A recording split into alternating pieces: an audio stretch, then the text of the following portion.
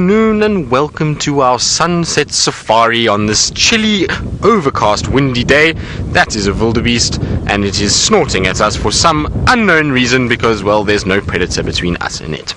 My name is Tristan, and on camera today I have got Senzo, and we are coming to you live from the Kruger National Park, well, Sabi Sands Game Reserve actually to be exact, and that means that we're interactive. So, hashtag Safari Live on Twitter or on the YouTube chat if you want to ask any questions.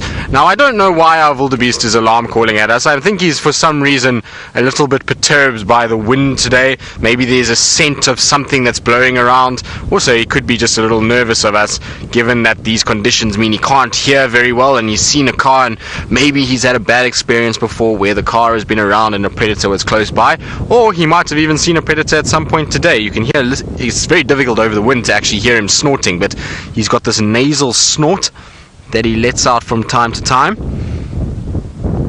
Now he's going to keep quiet because I said so, but it is really tough over the winter here, and that's why this afternoon is going to be a tough game viewing experience, because when predators move around, often we rely on alarm calls for us to locate on that predator, and I can hardly hear that wildebeest from this distance, so we're going to have to be right on top of any prey animal if it spots a predator for us to even hear what's going on, and hopefully the wind will settle and that will help us a little bit later.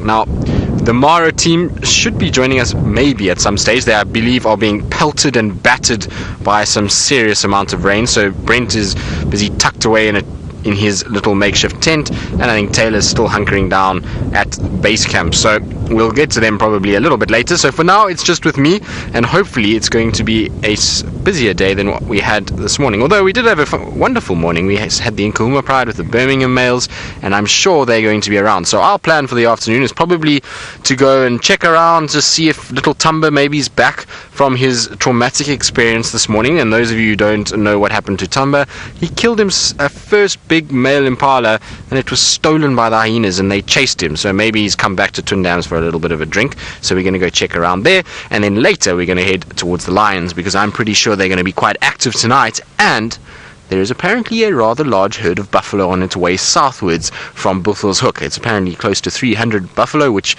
can you believe it? That is an amazing number, because we haven't seen, I think, more than 10 buffalo this whole year. So it's going to be incredible if we get that herd coming down, and I'm pretty sure if that herd starts to head in this direction, those lions will pick up the scent and pick up the noise, and they are going to be up and moving pretty quickly. We know how the Angama Pride loves a good buffalo meal, and so let's hope that by the end of the drive those buffalo are starting to come into Djuma and the lions have picked up their scent, and we might be in for an incredible finish to our afternoon and our week, because we've had the most amazing week. Right, but let's carry on. Our wildebeest is very upset with us, and we want him to relax. We don't want to irritate him any more than we already have. Not that we've done anything wrong. We've just been sitting here, and our wildebeest just thinks that we are the worst thing in the world by shouting at us. Senzo, have you been chasing the wildebeest around that it's scared of you? No. Okay, excellent. Good. Maybe it's just jealous of all the wildebeest in Kenya at this stage. Now, I've got to quickly just go down and do our little time lapse, so Senzo is going to hop off the vehicle fairly shortly as I move along towards the edge of quarantine. This is Sebastian's project, but Senzo is very kindly helping Seb out and doing it while he's away, and on a day like today is the perfect kind of day that Seb wants, because he wants changes in weather and clouds and all of that, so it makes for a perfect day to do a bit of a time lapse. So we're going to just leave our little time lapse there and get a couple shots, and then we'll carry on probably towards Treehouse, from Treehouse to Twin Dams, from Twin Dams, well, then I'm not quite sure where. We'll check before we head on to the lions, like I say, a little bit later in the afternoon. I was hoping though that this wind was going to stop. The wind has been absolutely howling all day, and I was thinking that maybe by this afternoon it would blow itself out, because these weather conditions are not the worst if it's not windy. The problem is when it is windy, it doesn't really help us very much at all. The animals don't really like it, and things like elephant and buffalo even, and even the cats will go into somewhat of hiding. They go into drainage lines and thickets, so we're not going to get that amazing experience that we had yesterday where the ellies were running to water. Unfortunately, that will be curtailed by the windy, cold weather we're having today. Now, I believe a lot of you are very excited about the prospect of a buffalo herd coming onto Djuma. I know, isn't it exciting? Not that we have even enough water to sustain a herd of 300 buffalo. We're going to get into a situation where our dams would be drank absolutely dry if they arrived, because they are animals that do drink a lot, and they will muddy it up and cause quite a lot of disturbance, which is not ideal, particularly if they go to Gari Dam, because Gari Dam at the moment needs as little pressure as possible. Although what we saw yesterday was quite interesting with the elephants, because we saw a herd that kind of left and another herd arrived, and that herd actually didn't really drink from Gari Dam, so the water wasn't lost to drinking. They more just splashed and played, and the water itself actually really stayed in the dam. So it was quite an interesting thing to watch. I would have thought that herd was going to go drink, but they didn't. They actually went right past Nest Cam and further on, so maybe they went to drink around Galagopan, I'm not 100% sure, or northwards towards Tamburti Dam on the northern side of the Buffelshoek boundary. We find that they often go drink up that way. It's kind of a route that they walk up the Mulawati drainage and then all the way into Buffelshoek towards those big dams that they have there. There's a couple of really large dams that are called Manzi, and there's Senzo. Say Senzo, wave. See, when Senzo's got one glove. Are you Michael Jackson today, Senzo? Oh no, he's got his cloth to clean the lenses, so Senzo is looking very spiffy. While Senzo finishes up his time lapse, let's go across to the Brent Leo Smith, who's hiding away from the rain in his little tent.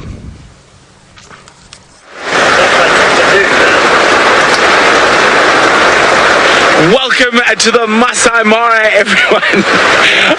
We are stuck in the pouring rain, and I've got some very important tools that every time we spring a new leak, Leatherman, gaffer tape, cable tie. And I'm starting to get a new leak at the moment. You'll notice I've added cable ties all around, and we've just started to get a new one. And excuse me, but I'll try shore us up here. Oh, that one's not long enough. We need the double cable tie. So it's been raining solidly for about 45 minutes. Oh, are we getting leaks again? Lights. Oh, Fergus is telling me I must put lights on. Here we go. We have lights now. It's raining so hard that I was actually worried the canvas roof was going to burst where our mattresses were. It started sagging. We weren't concentrating while we were trying to fix other leaks. And all of a sudden looked up, and it was like a pregnant elephant belly above us, full of water. And so lots of different tricks to stay dry out here. There we go. We've got a few little gaps that we try to control. We've got to have some fresh air in here, otherwise it'll get quite bad as well. But that's basically, we're not moving. And unfortunately, I think for the rest of the drive, even if we wanted to drive anywhere, we can't. So we were actually on our way to try to find that beautiful cheetah. And we even left early to get out to find the cheetah. Taylor was smart. She was leaving at normal time, so she's still safe and dry in camp. And actually, it's raining so hard we can't even actually move the vehicle at the moment, and I think just getting up the hill to Angama is going to be a challenge in itself, but we will keep you updated as we sit here. I think we're probably not going to move for the next while. Lots of thunder and lightning around, but while we wait out our storm, let's go back to Tristan, who's expecting rain but is still dry at Djuma.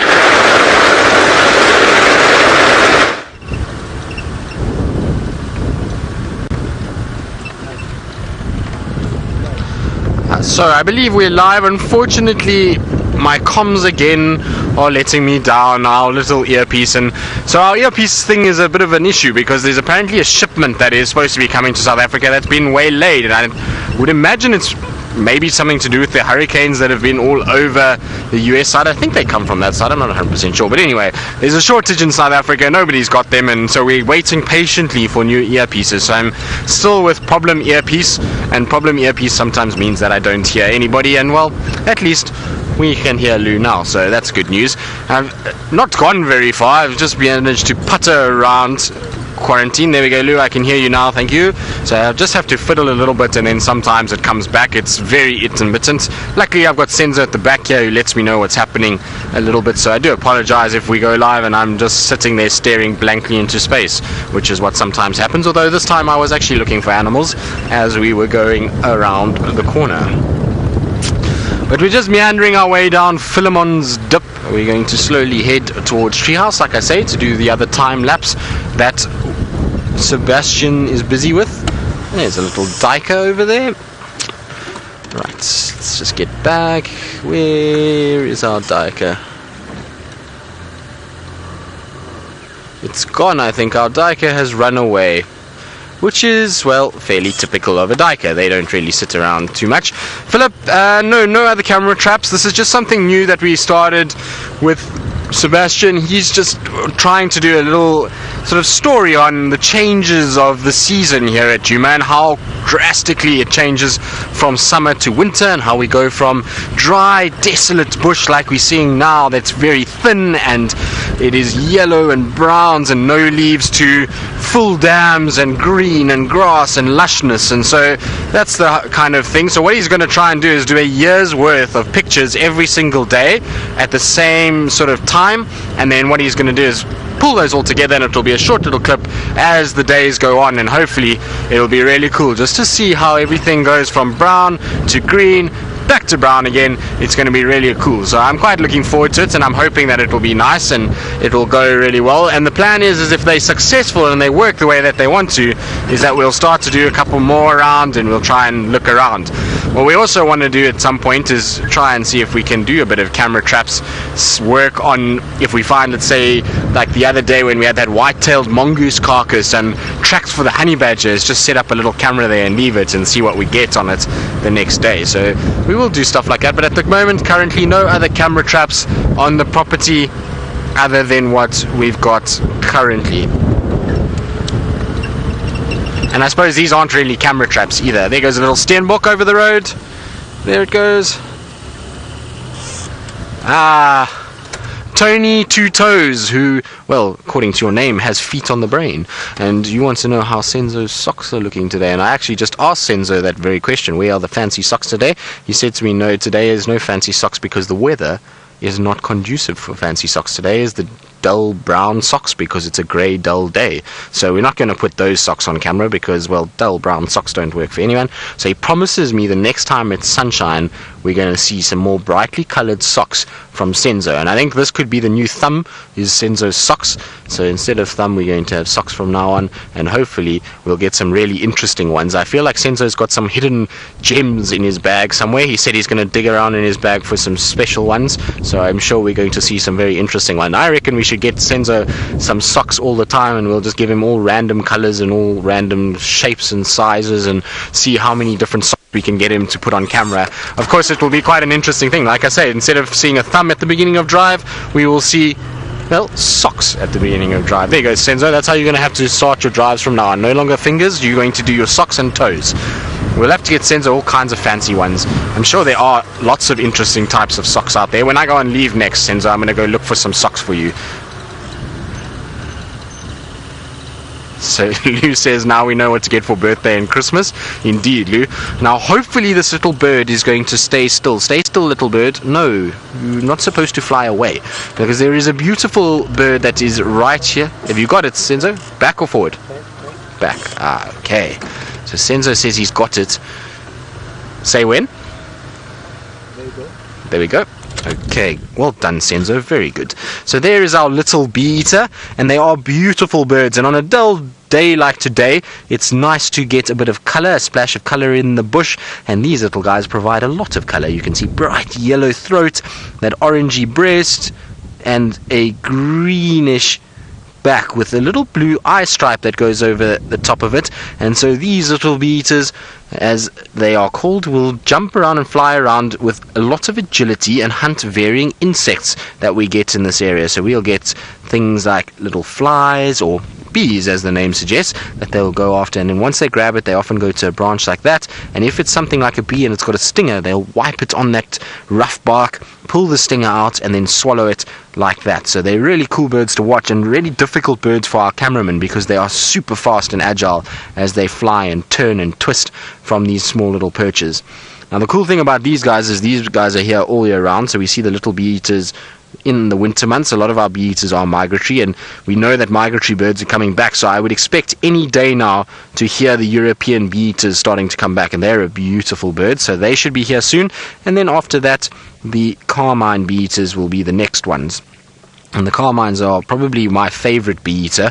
They've got this rosy sort of maroon color to them, and they really are vibrant and beautiful. So hopefully we will see them towards sort of December as the next one. Now, I know yesterday we were talking about, or this morning I think it was, about the next migratory birds to arrive, and I was saying cuckoos will be the next ones and all of those, and I forgot completely about some of the other migratory birds that we should be seeing. So we should see the woodlands kingfishers, which are normally around the end of October, beginning of November.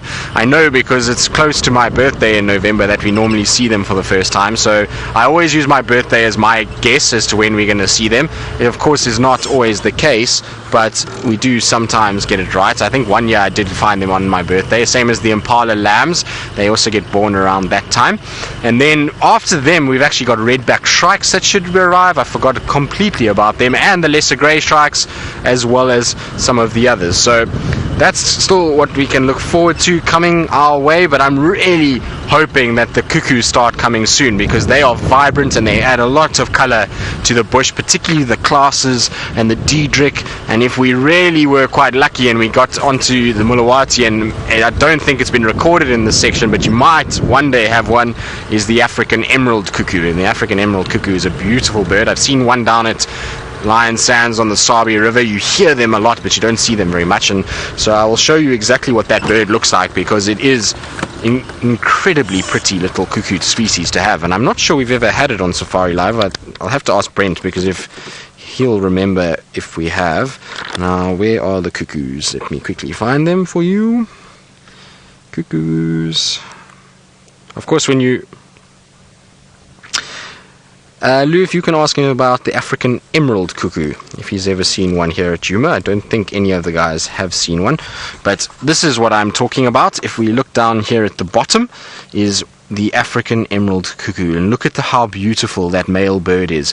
It's got this iridescent emerald green back with this bright yellow chest and those white wings. It is a magnificent bird, and it is, I promise you, it sparkles emerald, so it is a wonderful bird to see, and we don't see it very often, and it's got this very conspicuous call that you hear every now and then. So it's a nice bird to listen to, and it basically sings a song that says Georgie. So that's how its song goes. And then these are the other two cuckoos that I was talking about that we do see quite regularly, and that I'm hoping both will come. So the Diedrich on top, which has got lots of coppers and greens in it, and then the classes cuckoo below. So those two, funny enough, their names are actually linked, which is quite cool. So I will get into that one day when we actually see them and they are around. I'll tell you why they're called Diedrich and classes, and they are actually linked to one another as well as the song that they sing. Now, for some reason I feel like some little fly flew up my nose, which is not... Oh my goodness, this means that there is going to be a hailstorm, there's going to be snow, and Armageddon is coming, because Brent Leo Smith has not ever even seen an African emerald cuckoo, only heard its call. And I don't believe it. There is a bird in the Sabi Sands that I have seen that Brent Leo Smith has not seen. In fact, actually that makes two birds Brent Leo Smith, because, well, the golden pipit of January 2017 is also one that's on the list that Brent has not seen here in the Sabi Sands. He has seen it elsewhere, and in Kenya and Tanzania you do see them, but not here in the Sabi Sands. So that is a miracle for me to have seen a bird that Brent hasn't seen, although he's got a couple that I haven't seen, so I suppose we are probably even Stevens. He's had the corncrake as well as the purple-banded sunbird, so we are fairly close in terms of birds that we've seen in the Sabi Sands. But actually would love to know what other birds he's seen that I I haven't seen here, and likewise with me and him. You know, with Brent and I, it's always a competition. We've always got to see who's seen the most birds here in Sabi Sands, and we're always having a go at each other about it. It's all friendly banter though, so don't worry. But like I was saying just now, that a fly flew up my nose, and it's now causing a massive amount of issues because my nose is itching. Even though the fly is gone now, it's still itching like crazy. So I do apologize if you see me rubbing my nose. It's only because everything's gone a little haywire in there. I don't know really what else to do about it. And it's a horrible feeling to have it almost feels like the fly is still in there fluttering about. Senzo's busy giggling at me because he thinks it's highly hilarious, but I can tell you it's not a comfortable feeling having a fly up the nose. Hopefully that never happens again. You would think it's very funny. Luckily it didn't go up my nose and then into my mouth. That would have been quite horrible. CJ, you're wondering why the female cuckoo is so dull in color and why? Well, it's pretty common in a lot of birds. A lot of birds the males are a lot more brightly colored than the females, and that's generally birds that have quite a lot of competition for mating, and so the males have to be brightly colored to attract the female's attention and to show themselves off in order to get the females sort of look and gaze and to be able to then mate with them. So it's normally when you've got birds that migratory birds are one that, because birds all flock together here and they don't mate with the same individual every time, they will then try and go after one another and try and sort of compete for mating rights. And so the more brightly colored you are and the better you look, well, the more likely you're going to get a female. So that's why the males are more brightly colored. The females on the other side, they're not going to really chase after the males. They know that the males' drive to mate far outweighs theirs, and they will come to them. So that's why the females are often a little bit more drab. Also, females, there's a theory that because they often are brooding chicks, that their camouflage needs to be slightly better in order to not attract attention to the nest, and so that's why they do. Funnily enough though, you would think with these brightly colored birds like the Classes cuckoo, Diedrich cuckoo, even the African emerald, that they would be easy birds to spot out here with emerald green feathers. But remember, when those birds arrive here, it does not look like it does now. It will be lush, it will be green, and those birds blend in very, very well. It's only when they fly do you actually see them. Outside of that, they are very well camouflaged, and it's difficult actually to pick them up. Now, here's the tracks for our mating pair of leopards from yesterday that went south, unfortunately, towards Little Gowrie. Aaron, you're wondering if there's any bird in particular that I'm looking forward to seeing. Well, I think the woodlands kingfisher is always a bird that all the guides look forward to seeing. We completely sort of get irritable about their call by the end of summer, but before summer arrives, that's one of the birds that we all look forward to. It's bright, it's beautiful, it's got this call that just reminds you that summer is on its way and a change of this dry winter season. So for me, that's one of the birds I always look forward to seeing. Like I said, the carmine bee-eaters, they're a beautiful bird, cuckoo species, booted eagles, Wahlberg's eagles. So there's a number of them. In fact, all the migratory birds, because they generally add a bit of sort of dynamic to us. They add a bit of extra variety, lots of colors, and so it's a great sort of splash of color into the bush and a way of just sprucing everything up and getting everything going. Now, there's a beautiful bird that has just come out, talking about a bit of vibrance. Just on this tree here is a woodpecker. Now, it looks like a golden-tailed woodpecker. There it is. You see it's just out and about. It's one of the smaller woodpeckers that we get here. Oh no, it's gone behind the big tree. Hopefully it will come out. Let's just be patient. Maybe we'll get lucky and we'll see it's coming out. I can hear it pecking away behind the tree. Is there another one here? Because it sounds like another one pecking as well, but it doesn't look like it's going to come out. Senzo, I'm going to try go forward a little bit and see if we change the angle, maybe we will be lucky. Oh, there it is. It's just hopped out there. It's going up the branch. So there it hops. It looks like a little golden-tailed woodpecker.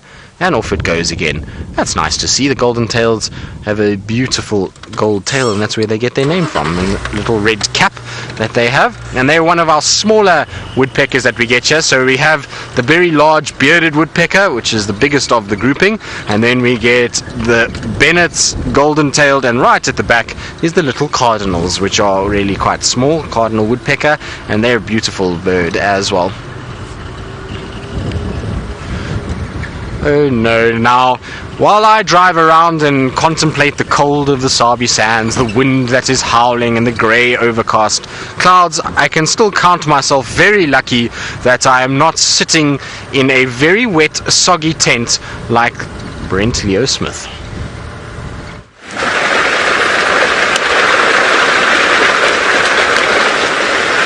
We're still here, we're still in the rain. And the first storm that hit us seems to have passed, and we're in a bit of a lull. But unfortunately, it looks like there's another storm coming from on top of the mountain. So we're not moving anywhere soon. And I noticed Tristan was talking about an emerald cuckoo and a golden pipit. And you know, in themselves, those are really wonderful birds for the Sabi sands. But Tristan, they can't compare with the purple-banded sunbird. Or... ah yes, the corncrake. Who can forget the corncrake? Now, speaking of birds, as I pop my head out every now and then, I'm going to try to see, I can see some really big flying ants coming out, so the birds are going to be very happy about that, and I'm hoping that if we do have a little bit of a lull and it stops raining, we might get some birds really taking advantage of these flying ants if it stops raining. Unfortunately, if it continues to rain, we're pretty stuck. Oh, Fergus is too... there we go. Fergus is trying to get me wet. Getting the... I get the evil laugh from behind. Oh, there we go, getting the water off the roof. But I can see a little bit of light down towards the east, but unfortunately there is still a wall of water heading towards us. Now, when it rains like this, we have to stay on the main sort of big access roads. If we ventured off-road or onto any of the small little tracks that we normally use, we would probably be stuck and not very popular, because generally what happens in these type of soils, you get stuck, someone comes to rescue you, they get stuck, someone comes to rescue them and you, they get stuck, and then someone's got to call a tractor or a bulldozer, and they're generally not very happy when you got to call a tractor or a bulldozer to pull you out. So we will be, if we do manage to get moving, and I'm hoping we will be sticking to the sort of very big main access roads. And other than that, that's the update from us. I think we've managed to keep most of the leaks to a minimum. There's a little bit of a drip there, but that's not too bad. Holding out well, and I know it's my fault. I didn't even bring any hot water for tea today. Silly Brent. I should have brought some water for tea. Oh, I can hear some birds. There's one very unhappy looking starling flying away.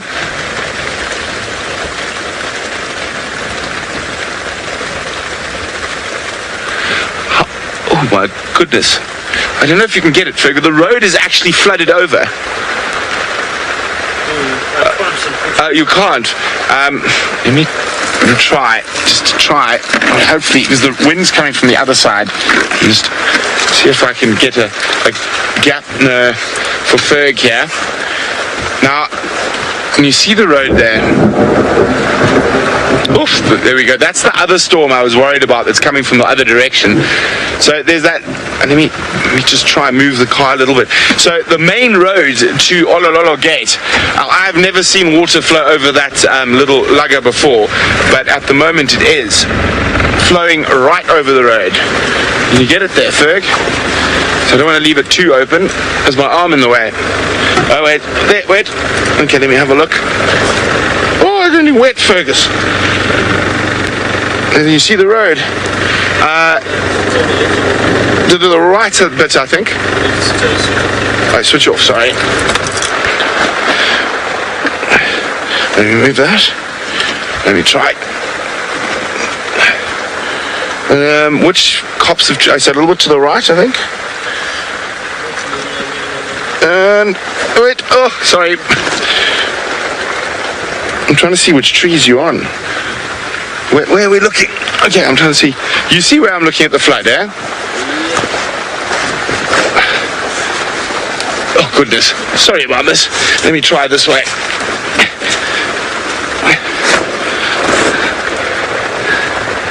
You see the water? There's the flood across the road. Oh dearie me. So we're going to be sitting here. I better just hook my thing back in, and there we go. Let's hook that back in to keep us dry. So we're going to sit here. Hopefully we will be able to move. As I said, we're going to be very limited in the areas we can move, and we're just really hoping that really big storm from behind us doesn't hit us as well as the initial storm. But while we do that, spring is in full flow here in the Mara, but it sounds like some of the little early signs are starting to show at Djuma. They are indeed, and this is the first one that I've seen on this particular gardenia that's at Treehouse Dam. I've been looking and hoping that this gardenia will flower, and that's the first little bud of a flower that's starting. So soon we're going to have a bush that will be covered in these beautiful creamy white flowers, and as they start to age, so they'll start to turn a more yellow color. But that's the beginning stages of it. You can just see the tip of it where it's going to start splitting out and forming the petals a little bit later. So they have a beautiful flower and becomes very aromatic, this plant. It's wonderful to actually see, so I'm super glad to see that. Philip, you're asking which flowers am I looking forward to returning to this area. Oh, lots. There's so many flowers that cause a bit of color. Oh, there's actually an older yellow flower that's already opened and is now drying up and shriveling. So that's the yellow color it will turn after being creamy white. And you can see that one's all a little bit dry, has been blasted by this heat that we've had over the last few days. But Philip, I think probably my favorite flowers that we see in the summertime, roadside pimpernel is one of them. I like the blue comelinas, yellow justicias. What else do I see? The African violets. They're always very pretty as well. So those are some of the more common ones that we'll see quite a lot of. I really like those. But my favorite sort of flowering tree of the spring summer generally is the sausage trees. I always loved when I was at Lion Sands and watched the sausage trees flowering there, and just the number of different species that we used to get feeding off those flowers, because they form a really big tubular flower and lots of nectar, which means you get a lot of different types of animals and birds and insects that congregate around there. Lots of nectar in them, and you used to find bushbuck and nyala and kudu, impala. You'd find baboons, all kinds of things feeding off the flowers as they fell. And then in the trees was, monkeys, there was brown-headed parrots, you would find all kinds of green pigeons, all kinds of things that would go there and feed off that nectar. And then after that, at night, you would also find the bats would go and feed off them. So you would sit there at night and you would get these bats coming into these beautiful big maroon flowers, and if you sat for long enough and you used the light the right way, you could get some of the most incredible sort of views of bats feeding off flowers. And funny enough, the sausage tree's biggest now what's the word? I've forgotten what the word is. Biggest pollinator is actually bats. So you find bats are one of the biggest pollinators. Obviously insects and birds do play a part, but bats are one of the big ones for sausage trees. So it was really amazing to watch that. And like I say, it's a beautiful tree. You get these long sort of stems that come down, and then eventually the sausage fruit grows off that. So wonderful to see, and a really nice addition to a colorful environment, or actually I suppose a drab environment, because they flower early in the summer or springtime.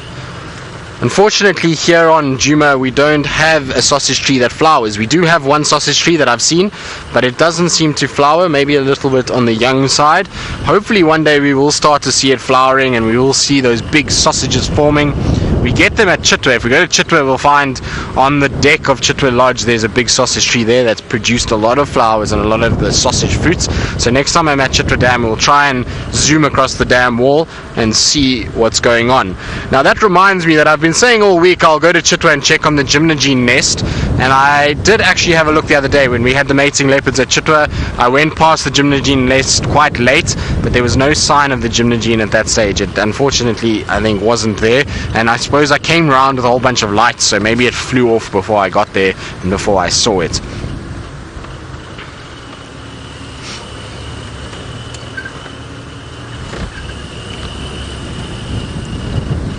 Strawhead, you want to know how animals know how to avoid poisonous plants, flowers and mushrooms. Well, I suppose now it's all pretty much instinct as well as learned behavior from the adults. So after a while the adults won't feed off something, and then the young ones only get taught to eat what they see their moms eat, effectively.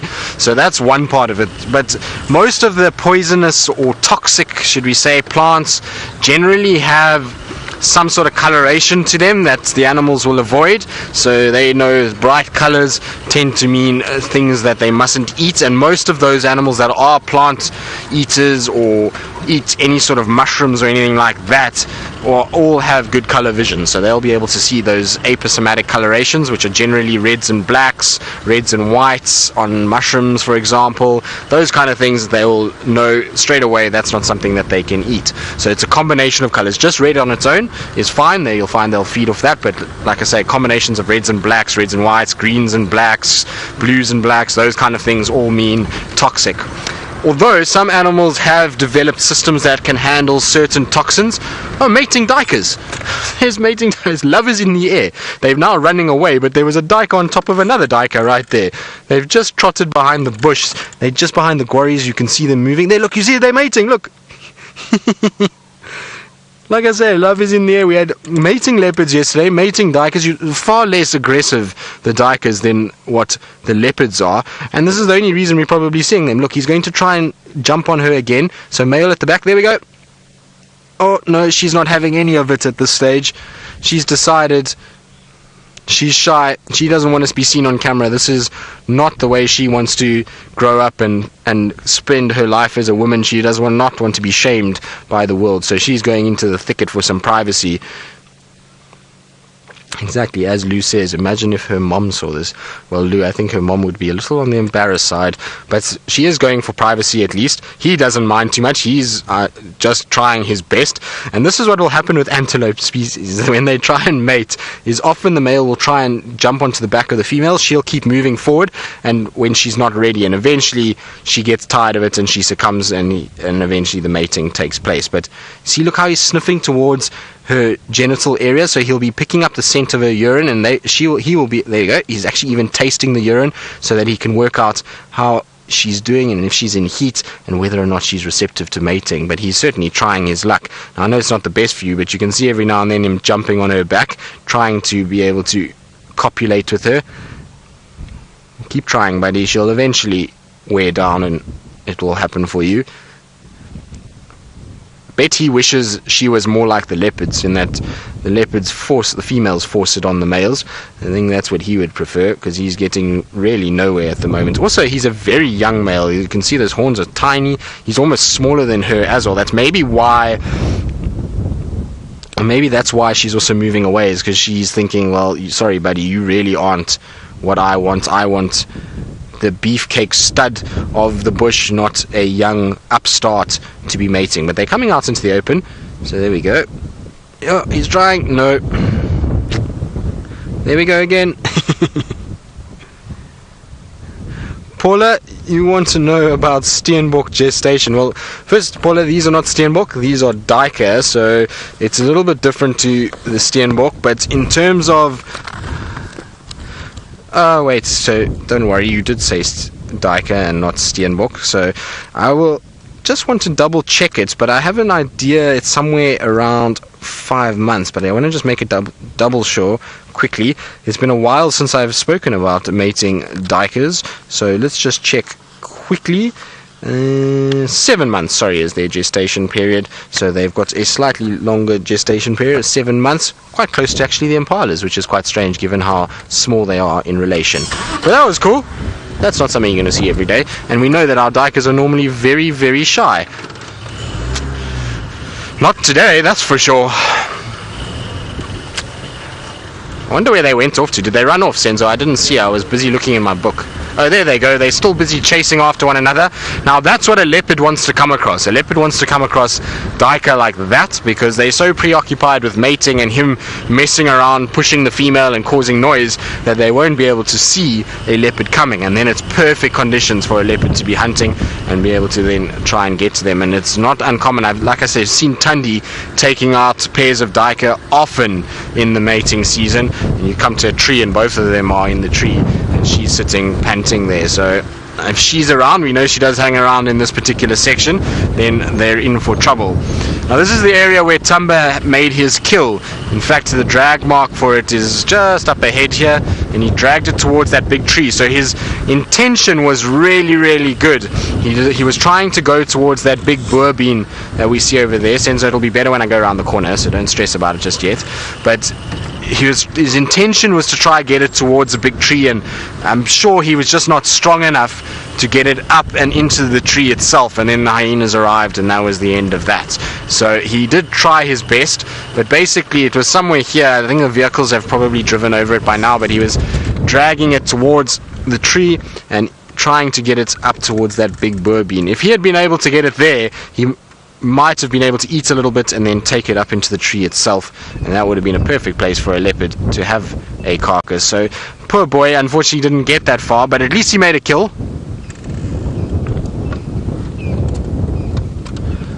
Philip, you're asking, will Hosanna and Tumba be renamed when they get chased out of this territory? Well, Philip, unfortunately they might, depending on where they go.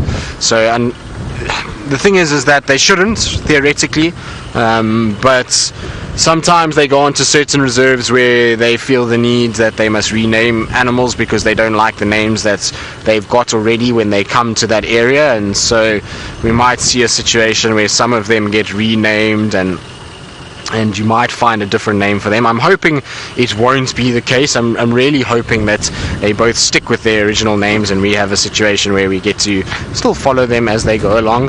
Like I say, wherever they end up, I would love to maybe go there one day and see them as big adult males. It would be wonderful to watch their progress and to actually see them as big units. But their names might get changed. But the thing is now is also with the way that we follow animals and the way that it's kind of this social media, we can still use their name for our purposes. So they will always be Hosanna and Tumba to us at Safari Live, no matter where they go. That's what they are going to be called. So hopefully wherever it is they end up, that the guys do decide to keep their names, because it would be a travesty if they change them. I like both of them and I like both of the names that they've got at the moment. They seem to both kind of roll off the tongue and suit them, so it'll be really a bit of a travesty if they change. Look at that, Senzo. You see the snake skin? There's a snake skin over there, which I would imagine is a snake that shed its skin over this warm period. The snakes will get a lot more active when there's heat, so there's the skin, and it probably didn't shed where that particular branch is. It probably has been blown by the wind today and then just caught up in that buffalo thorn. Difficult to say what kind of snake it is. I mean, we could go do a scale count on it, which would then indicate exactly which snake species it is, but quite big oval shaped scales, so it could be a boomslang or a vine snake. I can't see the head area too well, that's all shriveled up, so it would be easy if we got the head section and look. If it's got a big round eye, then generally it would be boomslang, which is Afrikaans for a tree snake, so we call it a boomslang, and it is toxic. But we'll find a lot of this at the moment. As the snakes are getting going for the summer, they will have grown a little bit through the winter, so they then have starved a little bit, and they can then separate from this older skin, and then they start to pop out of it. They get the new skin that's flexible and soft, and then they'll go on a massive feeding mission, and that's when it starts to get warm. So they know that the warmth can help them be active, and they can then go and try and find the food that they need. So it's really cool to see. And this is the second snake skin I've found in less than a week, so it means that the snakes are starting to move, and I hope that we'll start to see a few more of them on the drives. They are an interesting part of our ecosystem and something that we really need here, because otherwise the rodent population would get out of hand.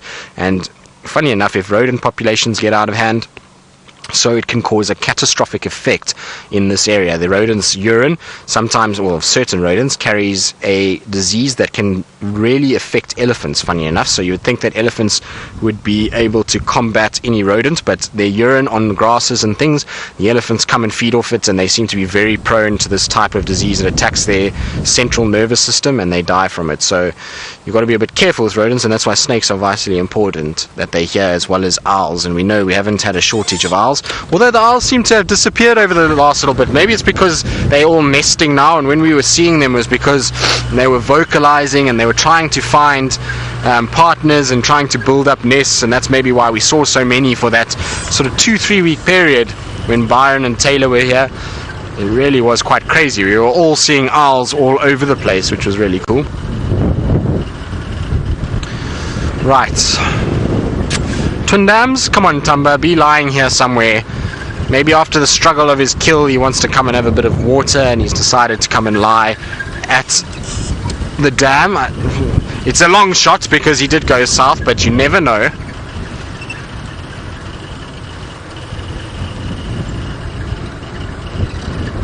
So I didn't catch the name, Lou, if you can just repeat the name for me, please. Francis from Israel, you want to know if it's mating season or do the animals mate all year round?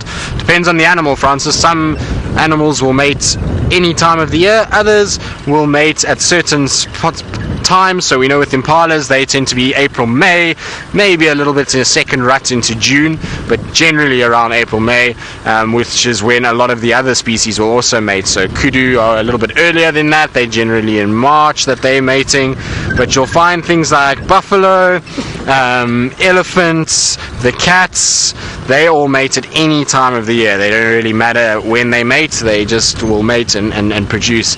And it's normally linked to the way that their sort of life works. So if they are an animal that is a predator, there's always going to be prey items, and they'll always be able to find food within that system, and so it's okay for them to be able to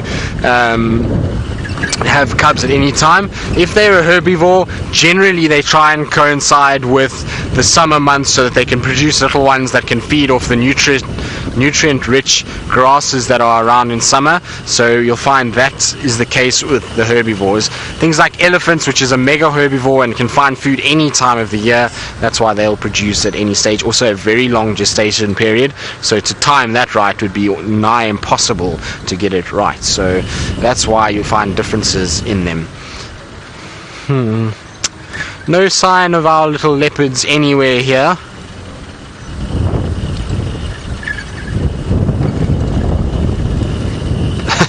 So David, you want mating honey badgers next, because we've had mating leopard and mating duiker. If we see mating honey badgers, I don't know. I think I would probably do a flick-flack off the vehicle if we saw mating honey badgers, because that's not something you're going to see every day, and I've yet to see mating honey badgers, to be perfectly honest. I've seen honey badgers with babies, I've seen male and female honey badgers, but never them actually in the act of mating. So if we see that today, well, like I say, then I'll do a flick-flack off the front of this vehicle and hopefully not kill myself. But whether or not we'll see that is anyone's guess, of course, so we'll try and see maybe a little bit later if we can find some honey badgers. It would be nice, but no leopards around here that I can see at this stage. There's just a vehicle that hasn't noticed me at all. Look, there they go, driving past, haven't seen me in the slightest. Just goes to show how people can miss even a big hulking great vehicle with a white antenna. So you can imagine how easy it is for people to drive past things like leopards. I wonder now where I should go. Maybe Mulawati. Mulawati's been good to us. Just want to check up here quickly, because I know Tumba often spends a lot of time in this general vicinity.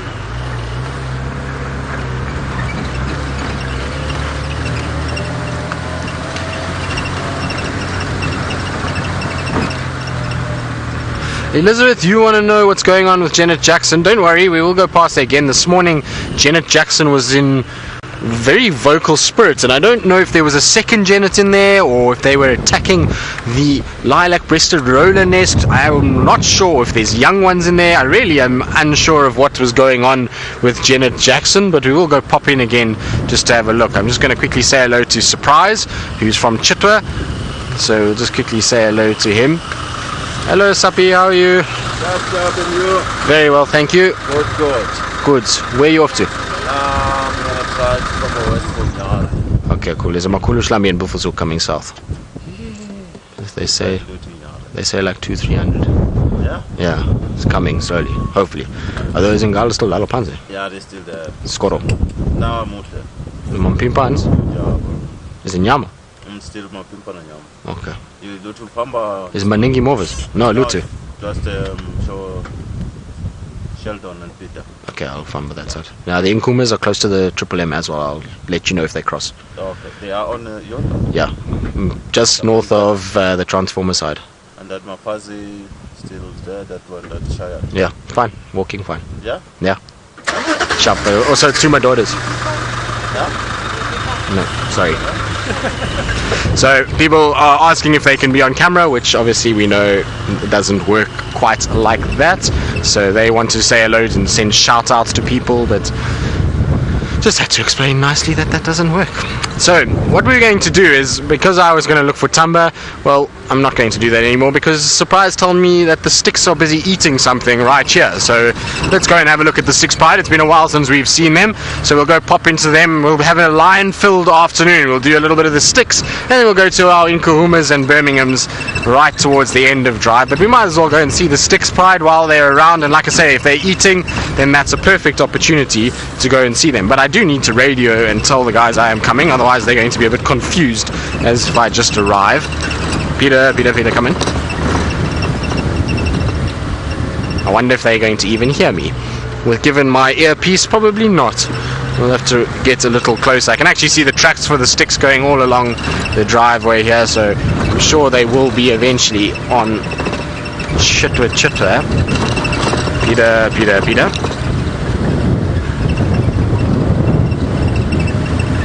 Nope, it doesn't sound like anybody can hear me, so I'm going to try get up over the ridge and then down towards the dam. Hopefully by then they will copy me, and hopefully nobody is on their way there, that we push them out of the sighting, which would be quite nice. Now Brent Leo Smith is forever a kid at heart. He pretends like he's an adult, but he's not really. He's, like I say, a child still at heart, and it sounds like he apparently has found himself some flotation devices for his arms so that he doesn't get wet and he doesn't get carried away by the torrents that are flowing around in the Mara at the moment.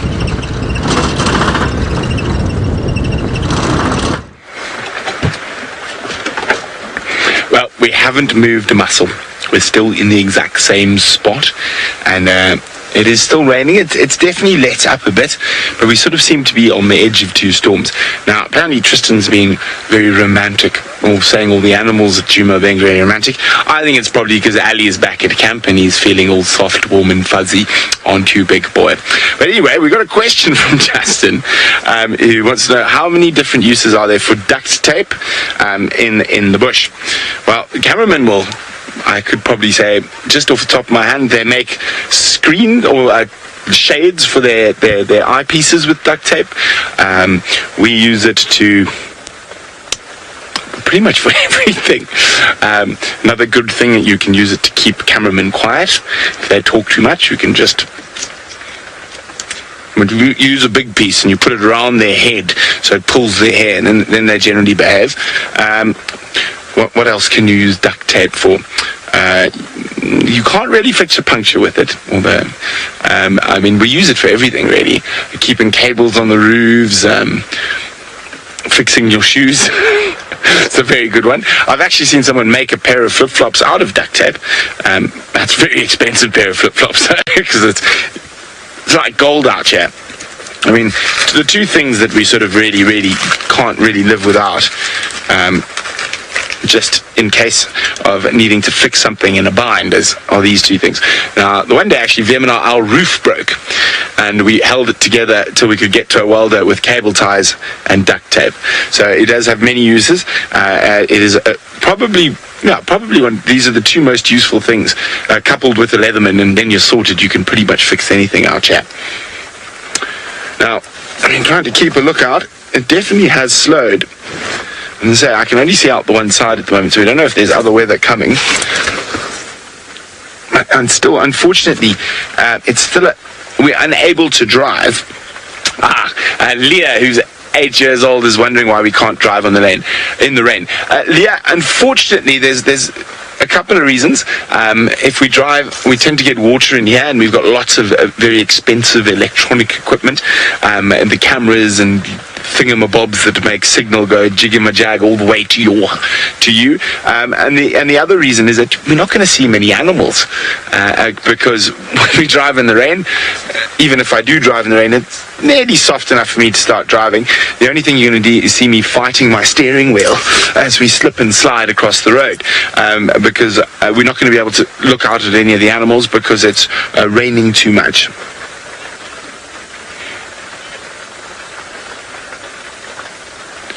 Otis Simon would like to know, where do animals go in the rain? Do they go into dens, or are they out in the open? Well, things like zebra and stuff are just standing out there somewhere. There's something behind us there. There's some elephants in the distance as well. But no, they just stay. And some animals will try to go down to a den. And actually, really heavy rain in some cases brings animals out of dens, and their holes will flood. That's why it's a very good time to see blind snakes, is just after rain, because they've been pushed out of their holes by the water, and they're on top of the ground where you don't normally find them. Sometimes warthog holes get flooded and they'll have to leave their dens. Same goes for mongoose and aardvark, but it is quite uncommon. So you'll find a lot of aardvark dens, for example, go very, very deep and then come up. So there's a little raised area that the water can't get into. Okay, well, we're going to maybe try and move a little bit, see if we can possibly get close to those elephants, and we might be able to open up the one side and keep the rain coming from the one side. So while we do that, let's go back to Tristan, who's on the hunt for lions.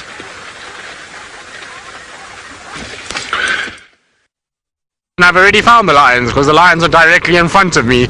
Seems as though they're on a kill of some sort. I don't quite know what it is just yet, so I'm going to... When we see the Styx Pride, it's not often that we get to see them, so I'm looking forward to catching up with them for a little bit and spending some time. There's some little cubs that are feeding. Hello, guys. It's good to see the Styx Pride. It's been a while since I've seen them. A few vultures are around as well. But how cool is that? It looks like they've got a waterbuck. That's what they've managed to bring down on Chitwa's massive open area right in front of the lodge. So those guests must have had a wonderful day of watching lions feeding all day long. And look at the fat little bellies of those cubs. They are full. So nice to see them, and their mange is not looking too bad as well. They're looking a little bit better than the last time I actually saw them, which is good news. There's one or two that are a little bit mangy, but not as bad as I thought they would be. They seem to be coming right a little bit, and hopefully they'll be able to just last long enough for the rain. Once the rain comes along, then we're going to have a situation where these guys will be absolutely fine. Remember that the mite in mange proliferates during the dry period. As soon as we start to go into a wet period, then they start to calm right down, and the mites start to disappear, and the little ones then will stop itching, they'll stop scratching, and their fur will grow back nicely, just like the Angama cubs has, and they'll be okay. Look at the one on top of the tree there, just poking its head over the top. There's a fallen over tree, and there's just one little head that's, oh no, it's come down again, unfortunately. Oh, there it is. You see this little head just poking over?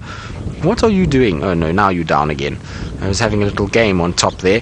So none of the tiny cubs are here. They've only just been born, so they won't be introduced to meat yet. For those of you that don't know, the third female gave birth, it was about, what is it now, 4 or 5 weeks ago. Very similar age, maybe a little bit older than the Angama cubs that we've got, so it's somewhere around there. So the third female, I don't see her at the moment. I think, oh no, no, I don't see her at the moment. I think she maybe is with those small little cubs after feeding.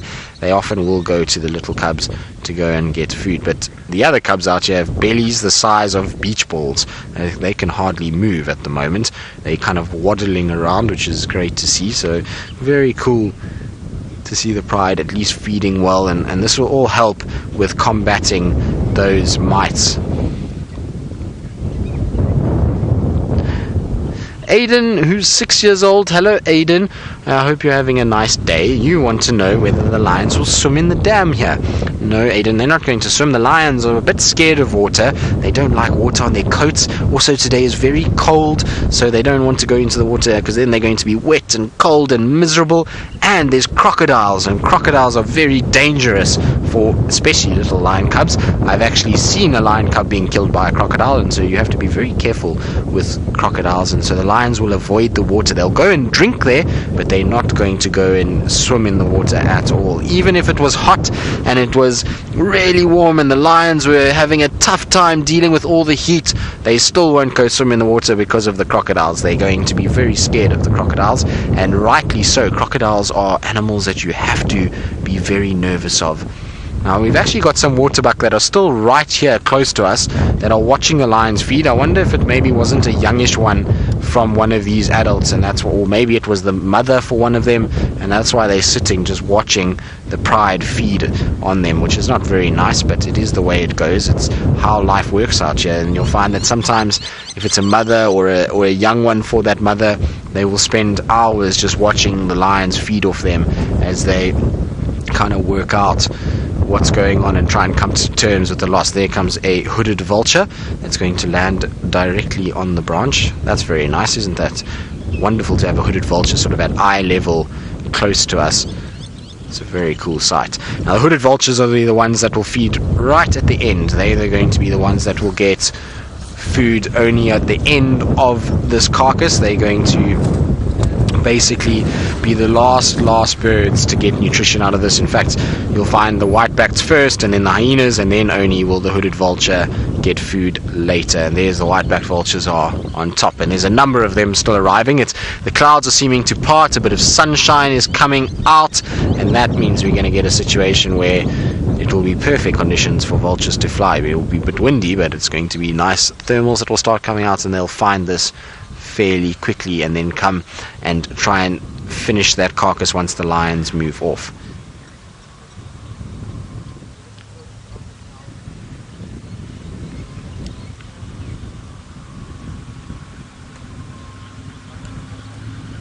Lynn, you're asking why is it that the Styx Pride always gets mange? It's not that they always get mange, they just haven't recovered from the mange from last year. Remember, it's not exactly been a very wet year, and so the mange itself is still present in the adult females, and so they've had their young ones, and then unfortunately what's happened is that they've continued to carry that mange, and as it's gotten dry again, so it's proliferated and expanded and has gotten onto them. Also remember that the females, even though they're able to deal with the mites, the cubs, when they're younger, their immune systems are not as good. They also lie together a lot, whereas the females will kind of separate themselves a little bit more, groom themselves a bit better, whereas the cubs are rubbing up and constantly in contact, and so that mite crosses between them a lot. That, coupled with the fact that you've got a situation, oh look at those faces, how cute is that, and that's coupled with the fact that these cubs, like I say, have a weaker immune system than the adults, means that they get the mite a little bit worse. Remember, the cubs from last year died, and these are new cubs, so that mite was introduced to them when they were still young, and that's why they've been battling with it. If we get a few years of wetter weather and these cubs survive and they build up an immunity to it, then the next dry season they should be a lot better off than what they are currently. You can see the older cubs in the background, they actually look a lot better than the newer cubs. So the one that's waddling off there, they look a lot healthier. Sea Control, do you asking if lions always carry the mange mite? Yes, they do. In fact, most animals carry the mange mite. Even people have mange on them. It's tiny little mites that live in the hair. It's completely natural, it occurs, but like I say, when it goes through a period of very dry conditions, that's when that mange populates, and you'll have a situation where it will get really out of control, and particularly in younger animals. The adults tend to be able to deal with it a lot better, but the younger ones tend to get a little bit out of control. Now, I do apologize if you guys are picking up a lot of wind. It's just here on Chitwa Open, it is completely clear of any vegetation, and that means it really blows through here and we get a situation where it's going to gust. And so I do apologize if the wind sound is quite loud. There's unfortunately very little that I can do with the wind. It would be nice if it did stop. At least it's blowing these clouds away and we at least have a nice clear sky above us. So hopefully tomorrow will bring about a little bit warmer weather and far less wind than we've experienced today. But how beautiful is the light on the Styx Pride? I mean, it's early afternoon, but it's beautiful. Ooh.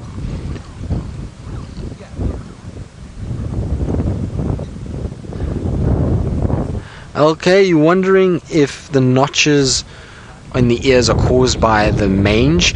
Not necessarily. It might be they've scratched and they've caused scabbing and they've caused a bit of injury to their ears that is now healing, and you're getting those little notches that have formed. It also can be ticks.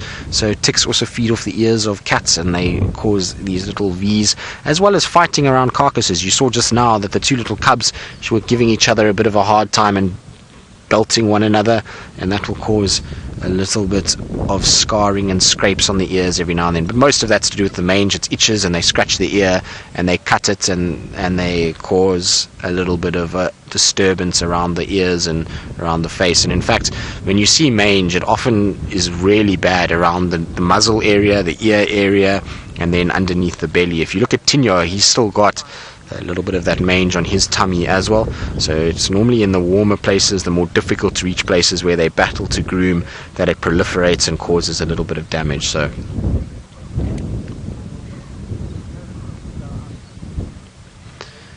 but these lions are going to be very, very content by the end of this afternoon. They are probably loving the fact that they have a nice meal that will help also with the colder weather. If they've got a meal, the body will be using energy to try and stay warm, and so this meal will just help keep that going. They've also got water close by. It's nice and open, so now with a bit of sun in the afternoon, I'm sure the little cubs are loving it. You can see the fact that they're lying, most of them, out in the open. It shows you that they're not worried about the heat of the sun at all. In fact, they're probably enjoying that little bit of heat. But that carcass is all but done.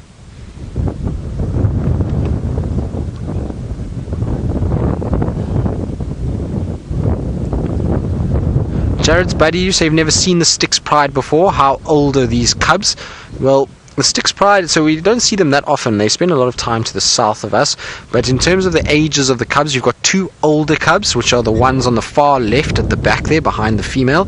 So those two that are lying down at the back. And they must be now about 9-10 months, I think, somewhere around there.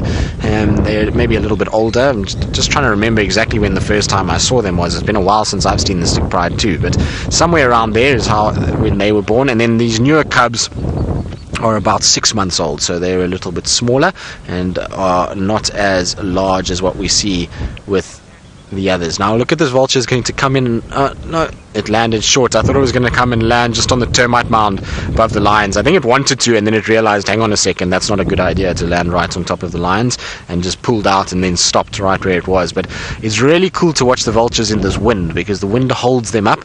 This one's coming down now as well, Senzo. It might be quite nice. Unfortunately, it's gone behind the tree, but let's see. The wind is just holding it, so it's for filming is really cool, because they come over fairly slowly and then they just turn. Oh no, it's caught the wind and is now gone off. But as they come in, it's quite nice because they just sort of float and glide in, which is very cool.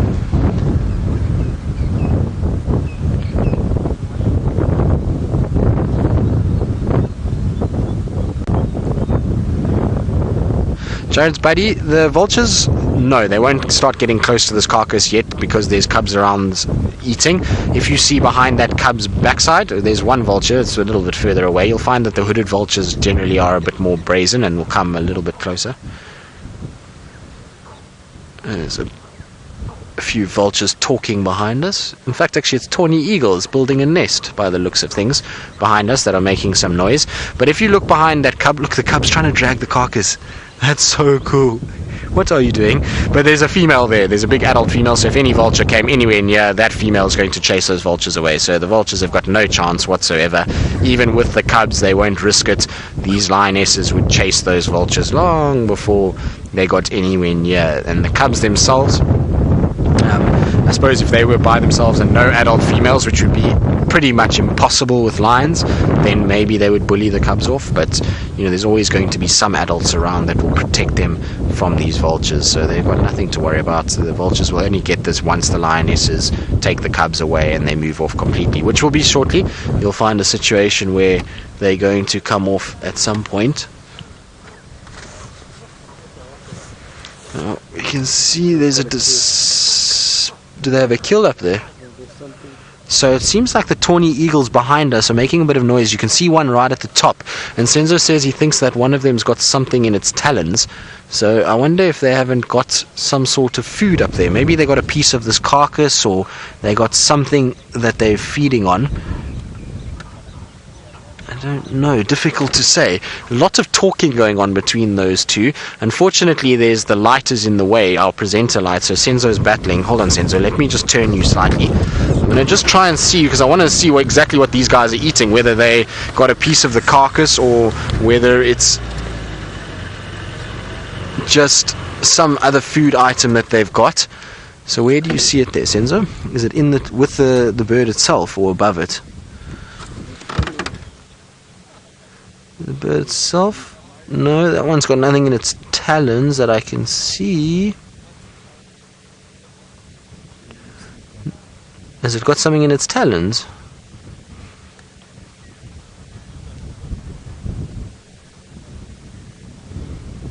Jeff, you're asking what type of carnivorous birds visit or are in the Sabi Sands. Jeff, there are lots of carnivorous birds. Remember that the insect eaters are also considered part of that. But in terms of out and out meat eaters, vultures, tawny eagles, battalier eagles, and of the vulture species, there's 5 that we see here regularly. 4 regularly, 1 not so much. What other birds of prey are eating strictly meat? A number of the sparrowhawks, pretty much all the eagles. We've got falcons, we've got normal hawks, goshawks. So lots of different straight out and out meat eaters that we get in this particular area. We're very fortunate that we see a lot of different birds of prey, and it's a wonderful place for birding, the Sabi Sands. It's amazing watching these birds actually coming in. Here comes another tawny eagle straight over us, and look how it's going to land right here. There we go. Look how it just hovered in. Amazing. You see how much control these birds have got and how they use those wings, and they just sort of slowly descend down and then drop onto the branch. It's an incredible way that they do things. So that's the tawny eagle, which are generally around carcasses. It's very common to see them in this area. They do like to scavenge as well.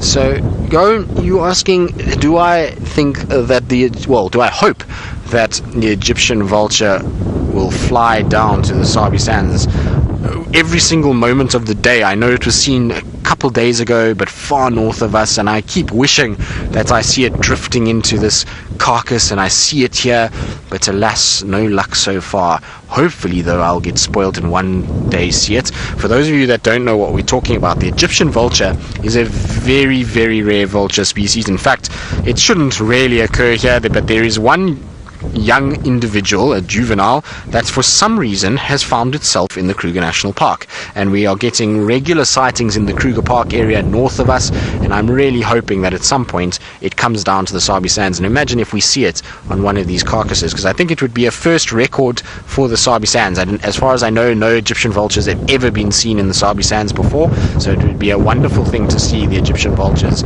in this area. So I'm hoping one day. And for those of you who are wondering what the Egyptian vulture looks like, this is the bird that we're talking about over here. So the adult is a beautiful white coloration. It's not the prettiest head that it's got. It's got a bright yellow face and a beady red eye, but it's got this white coloration, and those are easy to spot. But the bird we're talking about is this one over here. So it's a sub-adult. It's got this, or juvenile should I say, it's got this dark pigmentation, a grey-blue facial patch and slender beak, but the big identifying feature is this very diamond-shaped tail.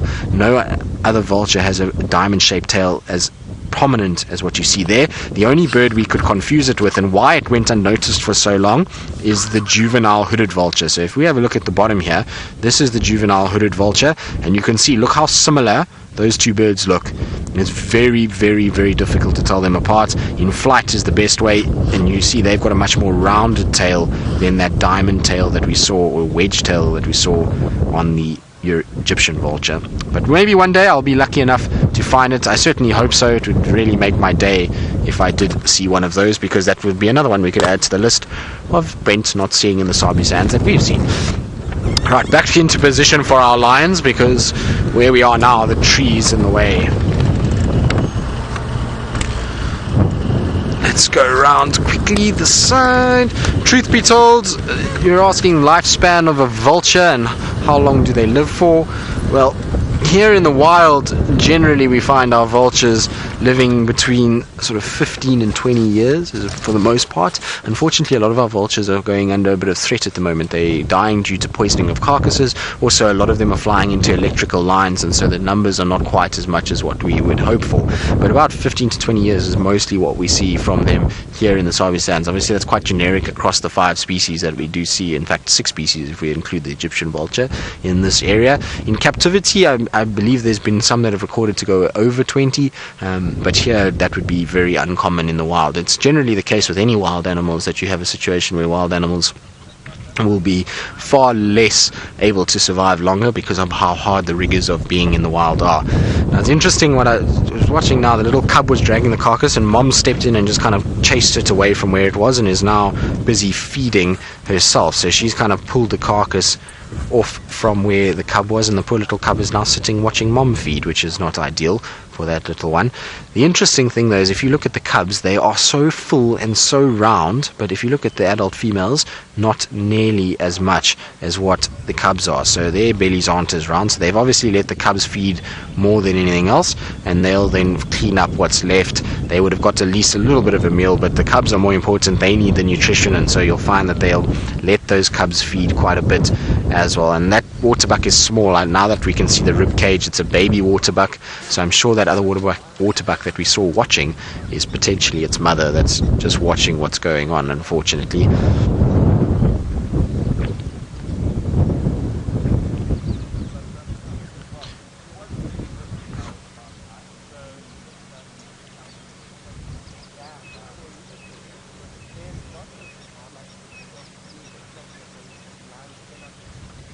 Jared's buddy, you're saying that I mentioned that these cubs are on the small side.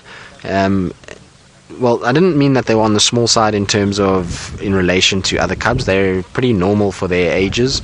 I was just mentioning small cubs as in relation to the other cubs within the pride. So there's 2 older cubs that are bigger, and then there's the 4 younger, smaller cubs that are those ones. Well, that's actually the adult female, but behind them is the 2 older ones, and then there's the 4 smaller ones that are around as well. Why are you growling at us? So one of the females has just growled at us. I don't know, maybe there's another cub edging in behind it. It's very strange for a lioness to growl. So in relation to the Nkuhuma cubs though, they are probably very similar at the same sort of age. There's not too much difference between them. They definitely are not in any way too small or not developed enough. They're pretty healthy and pretty regular or average for their age, so they're not massive and they're not small. They're okay, and the mange won't influence their size. Remember, mange is just influencing their coat and also influencing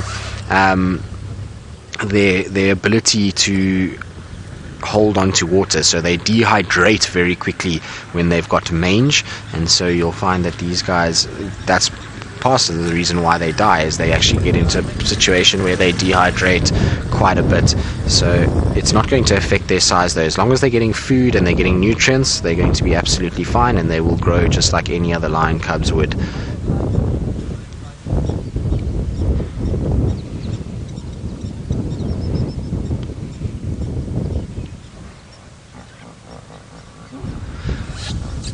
I didn't do it. They most definitely will eat the hide and the skin. If you look at that carcass and you look around, there's no skin or hide anywhere to be seen. So a waterbuck has a very hairy, very sort of thick fur, and you can see the fur is all around, so they will lick the fur off and pull the fur off with their teeth, but they will not worry about eating the skin. They will eat the skin or the hide of this animal. It's got nutrition, there's a bit of a fat layer on it, and there's lots to be gained from eating that, so they definitely will eat that hide. They just try and avoid eating the fur, so they'll lick the fur off or try and bite the fur off using those front teeth, but the hide itself they will definitely consume.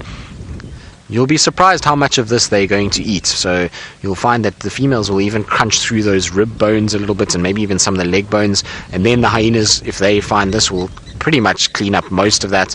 The vultures will be left with very little unless they can get in before the hyenas arrive, which I'm sure all these vultures will be hoping is the case.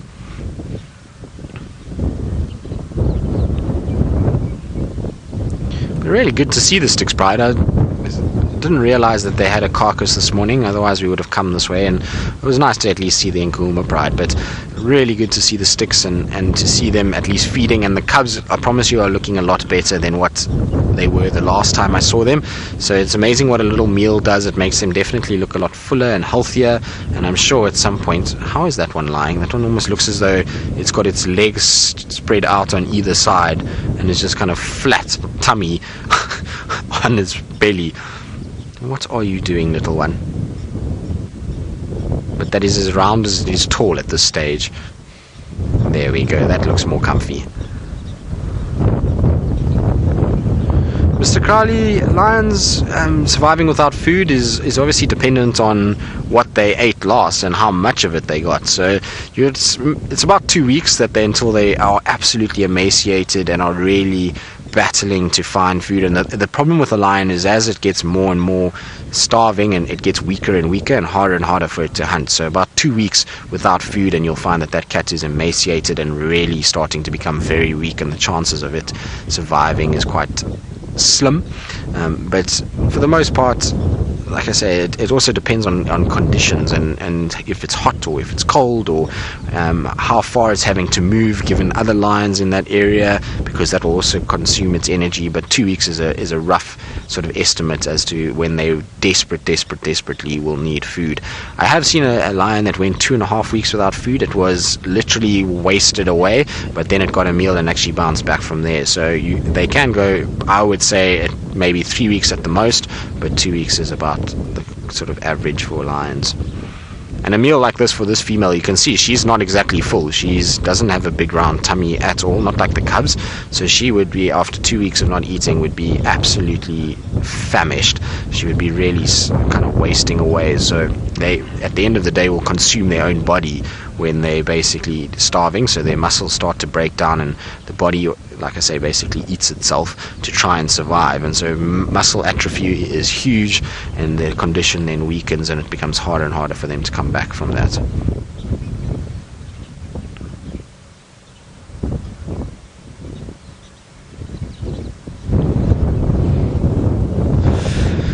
Now we're going to sit with our Styx Pride probably a little bit longer. There are quite a few people that want to come here. At the end of the day, Chitwa has quite a number of different lodges that traverse this area, and so while our female plays with the shoulder blade or the hip joint, I can't decide which, let's go to Brent, who's got his own lions on his own kill.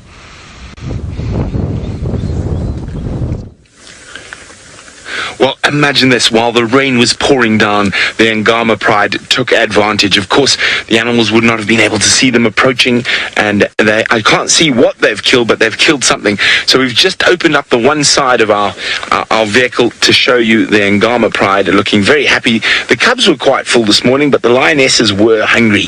Now, I'm pretty sure they used, as that big storm came in, they moved out into the short grass and took advantage of an animal that couldn't see them coming through that wall of water. Now, I don't know how long we're going to be able to stay here. There is more rain on the way, so we will stay for as long as possible. But isn't this exciting? Where there's a will, there's a way. We meandered about 400 meters from where we've been sitting, waiting for the rain to go, and the Angamas have made a kill.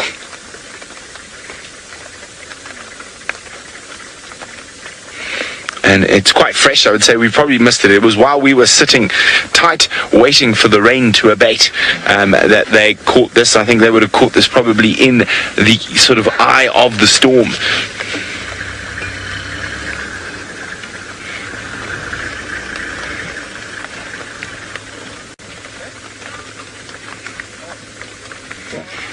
Francis from Israel says, wow, another kill. Wow, indeed. These girls have got 12 hungry cubs to keep well fed, and they're doing a spectacular job of that.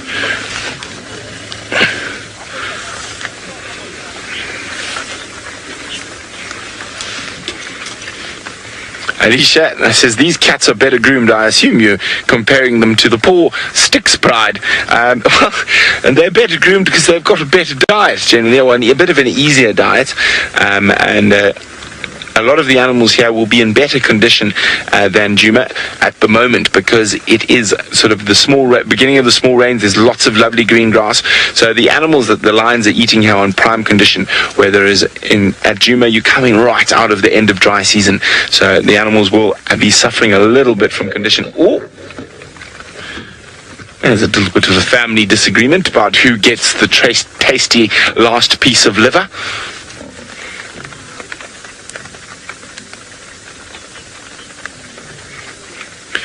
Rebecca's wondering how long will it take them to eat the whole animal. Rebecca, I can't see what animal this is, but it's probably nearly done already. And there's just a pile of lions on top of it, hence we can't see what it is. Now, quite funny, some of you might have seen on Twitter or on Instagram or even on Facebook, I put up a little video of the road we took to get here. The road is a river, and we nearly got stuck because I was fiddling around making a video, but well, fortunately we managed to not get stuck. We are about halfway up the river road, and we will try and continue up it a little bit later. As I said, there is some more rain coming in. You can probably still hear the pitter-patter of raindrops on our roof.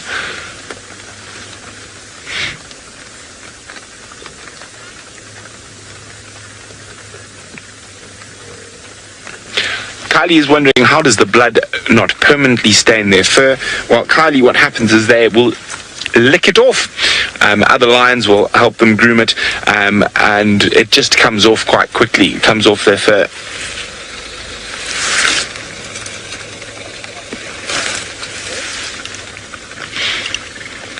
Now, we're quite lucky the lions have moved to where they are now.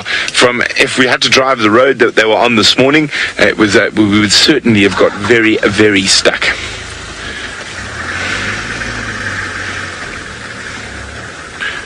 Now, if it stays like this, we should be okay to sit here for a while. There was some more lightning to the south, but that's not where I'm too worried about. I'm actually worried about there's another big storm directly behind final control. So I'm hoping that doesn't come down over us.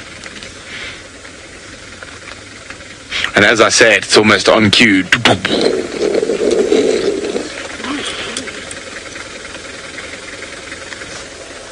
Alicia says they still look slippery. Well, I'm sure they've absolutely soaked. They weren't able to sit and... Oh, hungry. I thought it said slippery. Hungry, well, as I say, there are 12 lionesses. I don't think this was a particularly big kill, maybe a baby zebra. As I say, it's very difficult for us to see what it is when the lions are all scrummaging to try and get a tasty treat. And the females will let the cubs eat first. And they don't look too bad. I mean, the females were a little bit hungry this morning. They weren't starving by any means, but the cubs are greedy guts. The older the cubs get, the less tolerant the ladies will be of them scoffing most of the meal, and they'll get the odd clip around the ears and to remind them that they're not quite the big bosses yet. Yeah, you can see she's fed, but she's not well fed. Rebecca is wondering, when do lion cubs get their big teeth? They lose their milk teeth at about 6 months old, and that's also when the females wean them. Of course, once they get those adult teeth, there was a big lightning strike in the distance. But once they are weaned, as soon as they start getting their adult teeth, the females will wean them off milk, of course, because those adult teeth could probably do some damage to mom.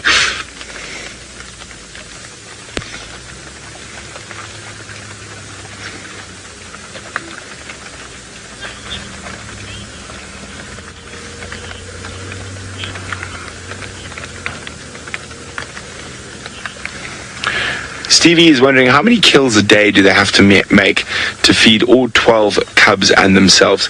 Well, they probably don't kill every day, Stevie. Probably every second day or every third day. Lions can go quite a few days without eating. Can we see what it is yet? No, just the odd rib popping up. Lions have the most atrocious table manners. Absolute free-for-all.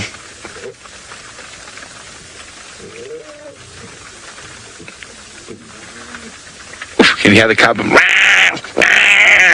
Mine!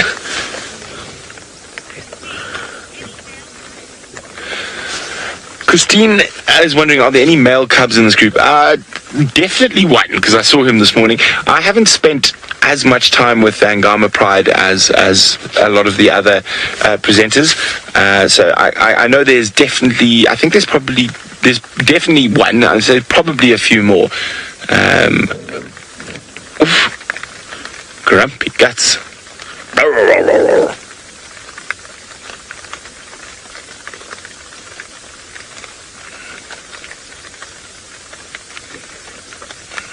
It's amazing how quickly some of these cubs have grown since we arrived here. Rex is wondering, how old are the cubs when they learn to hunt? Rex, that's the thing, and a lot of people assume lions have to learn. They don't. Hunting is instinctive. It is inbred in them. They are killing machines. They have evolved to be like that. But by the time they actually start being effective members of the hunt, probably around 2 years old. Now, they will hunt and stalk lots, insects, butterflies, lots of little things up until then, and they sometimes are quite successful in catching, but they're not really, they tend to mess up a lot of hunts. But the best way, well, there's a lot of people who think you need to teach a lion to hunt, and the best way to describe it is all you need to do is let the lion get hungry, and it will catch something. It could even be you.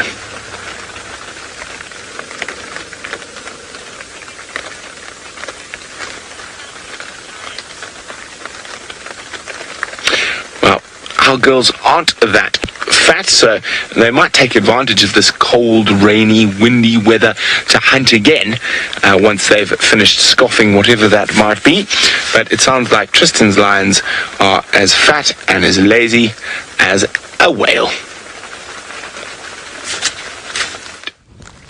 Well, they are very fat and lazy, Brenty. Although we had a little cub that was up on the tree. It was super cool. He was lying on the log and it was almost leopard-like in the way that it was looking. So it was a very cool little picture to see this little lion cub resting on top of the tree. It was really quite pretty, and we had the perfect light on it at one time. And in the background you can see there's one that's playing a game of hide and seek behind the termite mound. You can just see a little head popping out from behind there. There we go. You see, you little one. What you doing behind there?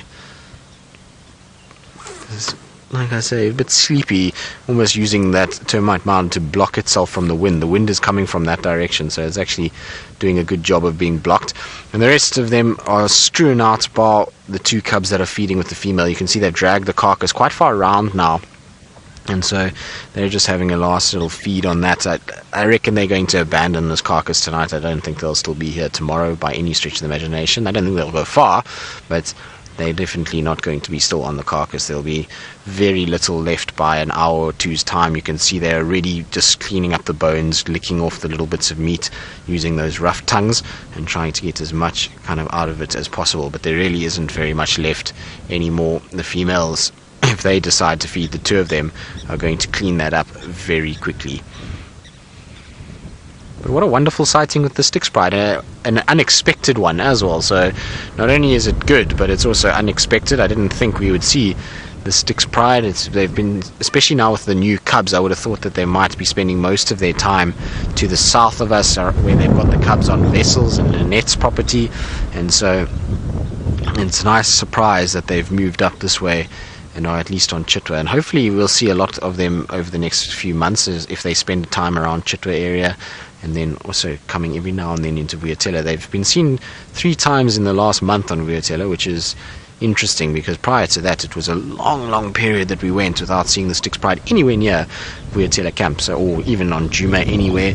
And so it's been nice that they've been sort of poking their nose in around Twin Dams and spending a bit of time in that area. It certainly is a nice surprise when we get them every now and then. And like I say, they are a little bit sort of mangy and not as good looking as the Nkulma Pride, but they are a pride steeped with history. This pride has been in the area and in the Sabi Sand and known by a lot of people for as long as the Sabi Sands has really had tourists coming in. So they were one of the first prides that was ever sort of named and ever followed, and so they have got a lot of history. And in my time here in the Sabi Sands, unfortunately, I've watched this pride just get decimated by the rolling coalitions.